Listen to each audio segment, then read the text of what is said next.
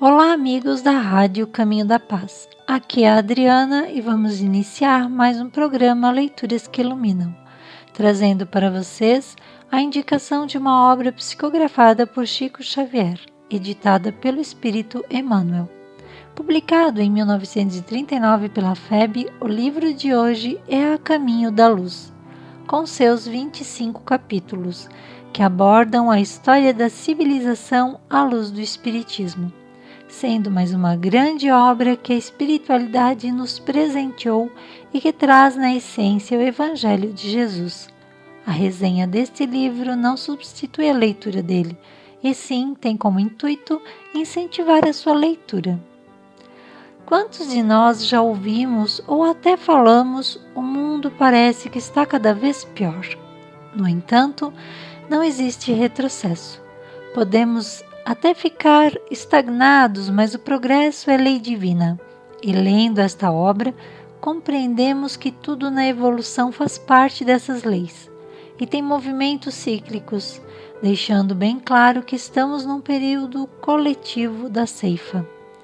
Nos 2 primeiros capítulos, a Gênese planetária e a vida organizada, Emmanuel relata que no mundo espiritual existe uma comunidade de espíritos puros eleitos por Deus e que entre eles está Jesus. Esta comunidade veio para a Terra 2 vezes. A primeira quando o orbe terrestre se desprendia da nebulosa solar. A segunda quando foi decidido a vinda de Jesus. Emmanuel também narra neste capítulo detalhadamente a formação da matéria ponderável, a formação dos oceanos e, enfim, a organização do cenário da vida adequada ao surgimento do homem. A natureza torna-se então uma grande oficina de ensaios para a vida. Os séculos correram até que um dia os espíritos operaram uma definitiva transição no corpo perispiritual, surgindo assim os primeiros homens primitivos. E também faz menção às legendárias figuras de Adão e Eva. Já no capítulo 3, As Raças Adâmicas, Emmanuel conta que há muitos milênios em um dos orbes de Capela, que é uma grande estrela situada na constelação do Cocheiro, alguns milhões de espíritos rebeldes e teimosos no crime dificultavam o progresso por lá e seriam exilados para um mundo primitivo, a Terra, reencarnando aqui como descendentes dos primatas. E aqui cabe uma observação: qualquer semelhança não é mera coincidência. Nós estamos vivendo exatamente isso aqui na Terra, pois está se completando um ciclo evolutivo. Aqueles de nós que se manter no erro também será exilado para algum planeta menos evoluído que a Terra. Esta transição não se dá do dia para a noite, e sim por vários e vários anos, gradativamente. Mas voltando aos capelinos, eles puderam se redimir ao mesmo tempo que auxiliariam no progresso dos irmãos terráqueos, e alguns deles voltaram para a capela depois de vários séculos de expiações, enquanto outros ainda permanecem atrasados e infelizes aqui na Terra até os dias de hoje. A encarnação dos capelinos marcou o início das raças brancas e eles se espalharam e formaram 4 grandes povos: os arianos, os egípcios, os israelitas e as castas da Índia. O Cristo enviou periodicamente grandes missionários para auxiliar os povos a progredir.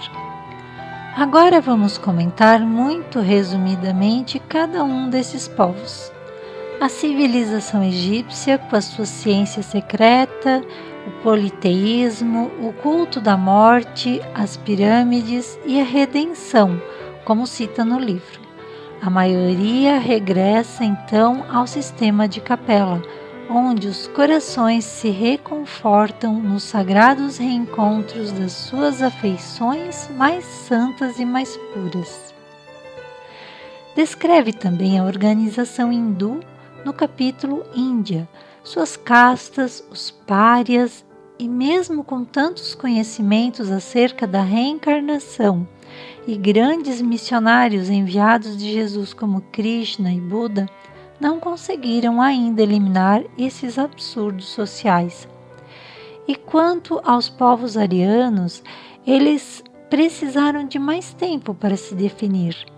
Revoltados com o degredo, não se prenderam às tradições nem à religiosidade, e foram eles que semearam as primeiras sementes das civilizações europeias.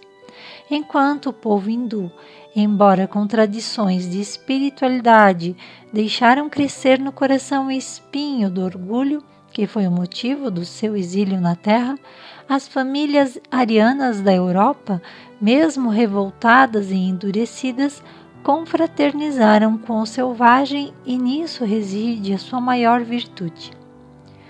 E o povo de Israel, dos espíritos degradados na terra, os hebreus constituíram a raça mais forte e mais homogênea. Se grande era a sua certeza na existência do Deus único, muito grande também era o seu orgulho. Moisés, médium que foi, construiu a mais elevada ciência religiosa de todos os tempos, deixando para a humanidade a herança do Pentateuco, os livros do Antigo Testamento. Ainda vai falar sobre a China, descrevendo como sendo a árvore mais antiga das civilizações terrestres, sobre as grandes religiões do passado e sua origem entre os povos primitivos, a Grécia, que mais tarde ficou sob domínio romano, e também sobre a missão de Sócrates. Em Roma reinava Augusto, quando se viu uma noite cheia de luzes e de estrelas maravilhosas. Harmonias divinas cantavam um hino de sublimadas esperanças no coração dos homens, com a vinda de Jesus, exemplificando que a humildade representa a chave de todas as virtudes. Sua lição ficou para sempre na terra, como um tesouro. Mas o povo judeu, saturado de orgulho, não conseguiu compreender e, apesar da crença fervorosa e sincera, Israel não sabia que toda a salvação tem de começar no íntimo de cada um, e, cumprindo as profecias, conduziu para a cruz o divino Cordeiro com a colaboração de Roma devido à indiferença de Pilatos. Houve grande esforço da espiritualidade em orientar Roma na construção da fraternidade mundial, mas o que se viu foi abuso de poder e autoridade. E Roma tem uma história espetacular de conquistas, mas como no livro descreve, o Império Romano, que poderia ter sido um único estado na superfície do mundo, em virtude da maravilhosa unidade a que chegou pelo esforço e pela proteção divina, desapareceu num mar de ruínas, depois das suas guerras, desvios e circos cheios de feras e gladiadores. As pregações do Salvador eram comentadas em toda a Ásia Menor, na Grécia, na África, nas Gálias e em Roma. Os cristãos foram muito perseguidos, e essas perseguições foram os seus melhores recursos de propaganda e de expansão. Sendo assim, a doutrina de Jesus propagou-se com muita rapidez. Mas logo que Jesus retornou às regiões de luz, a comunidade cristã começou a sofrer a influência do judaísmo. O Senhor resolveu chamar então o espírito luminoso e determinado de Paulo de Tarso, e as ações e cartas de Paulo universalizaram a nova doutrina. Emmanuel comenta o Apocalipse de João e identifica a besta do Apocalipse no capítulo A Edificação Cristã. Roma faz tréguas com os cristãos para a defesa do reino contra os ataques bárbaros, através do imperador Constantino. E por volta do ano 381 da nossa era, Teodósio declara o cristianismo como religião oficial do Estado E Emmanuel aponta a diferença das humildes reuniões a exemplo de Jesus para o luxo com solenidades exteriores e a vaidade do clero católico. Mas o Cristo não desampara os mais infelizes e os mais desgraçados, e faz com que surjam no seio mesmo da Igreja alguns mestres do amor e da virtude, como os missionários beneditinos. Muitos assuntos ainda são abordados, como Maomé e a sua missão, Carlos Magno, as fases da Igreja Católica, Francisco de Assis, que deixou traços fulgurantes da sua passagem pelo planeta, com seu exemplo de simplicidade e de amor. Relata a Inquisição e as Cruzadas e a missão da médium Joana d'Arc. No infinito, reúne-se os emissários do Divino Mestre em assembleias numerosas, organizando novos trabalhos para a evolução geral do planeta, e lamentam que muitos missionários do bem e do amor partem para a Terra com os melhores propósitos, mas muitos deles se deixavam deslumbrar pelas riquezas passageiras, mergulhando no orgulho e egoísmo.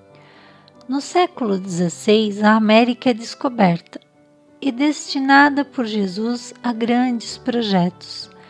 E com a Renascença veio o progresso intelectual e as reformas religiosas, contra os abusos da Igreja e também o movimento intelectual dos enciclopedistas. E entre eles estão vultos como Voltaire, Montesquieu e Rousseau.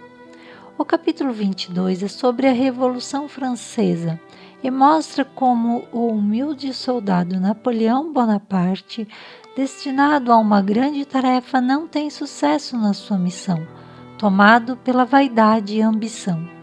E nesta época nasce um dos mais lúcidos discípulos do Cristo, Allan Kardec, com a sagrada missão de abrir caminho ao Espiritismo, a grande voz do Consolador prometido ao mundo por Jesus Cristo. Depois da Revolução, em meio ao progresso científico e social, o Espiritismo seria a essência dessas conquistas novas, reconduzindo os corações ao Evangelho suave do cristianismo. Nessa época de transição que vivemos, os homens se recolhem às zonas de concentração militar, esperando o inimigo, sem saber que o adversário está em seu próprio espírito. Mas a terra, como capela, vai ficar livre das entidades endurecidas no mal. Ficarão no mundo os que puderem compreender a lição do amor e da fraternidade sob a égide de Jesus. É chegado o tempo de reajustamento. Os ditadores, exércitos, guerras inglórias, organizações seculares passarão. A vitória da força é uma claridade de fogos de artifício. Trabalhemos por Jesus, ainda que a nossa oficina esteja localizada no deserto das consciências. Emmanuel nos estimula a ter um olhar de espírito que somos. Percebemos já pela resenha apresentada como o mundo espiritual gerenciou e guiou a raça humana da criação do nosso planeta até o presente, em direção ao progresso, e nos desperta para a busca do conhecimento e do amor, estas duas asas que nos levarão à perfeição. Termino o programa com as últimas estrofes do poema No Caminho Terrestre, de Casimiro Cunha.